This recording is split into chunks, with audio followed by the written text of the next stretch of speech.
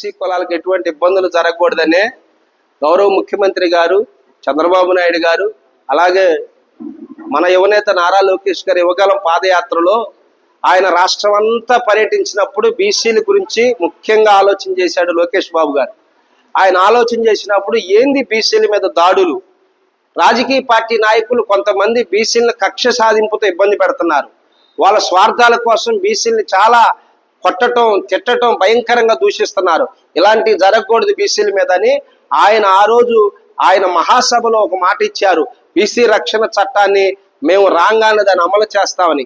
BC రక్షణ చట్టం అనేది అంత తేలిగ్గా రాష్ట్ర ప్రభుత్వం నిర్ణయించేది కాదు. అయినా లోకేష్ బాబు గారు, చంద్రబాబు నాయుడు గారు, పవన్ కళ్యాణ్ గారు బీసీ రక్షణ చట్టానికి కావలసినటువంటి అన్ని చర్యలు తీసుకున్నారు.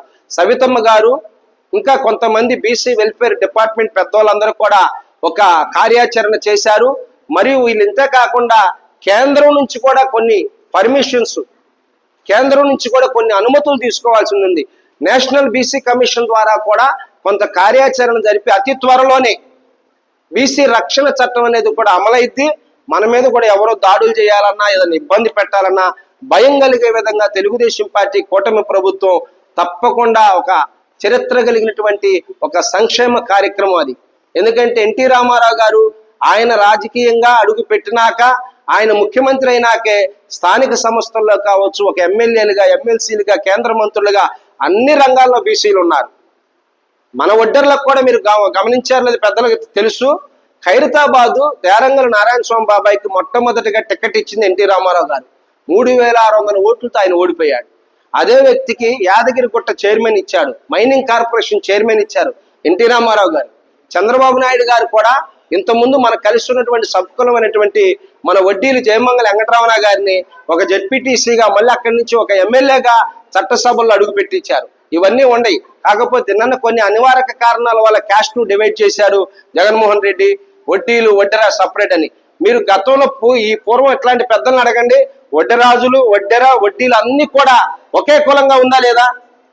ఈ వాస్తవాలు చాలా ఉన్నాయి. కాకపోతే ముగింపులేనిదై సదా సాగదా, ఇదే కదా నీ కథ.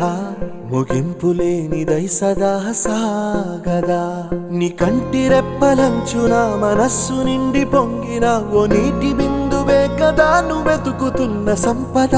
ఒక్కొక్క జ్ఞాపకానికి 100 ఏళ్ల ఆయువుందిగా, ఇంకెన్ని ముందు వేచనో అవన్నీ వెతుకుతూ పదా.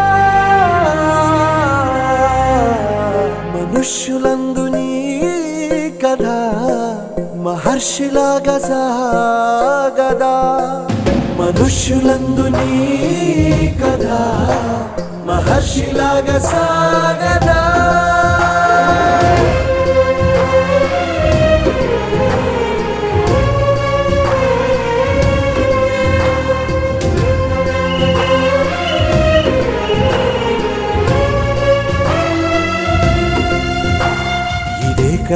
ఇదే కదా నీ కదా, ముగింపులేనిదై సదా సాగదా.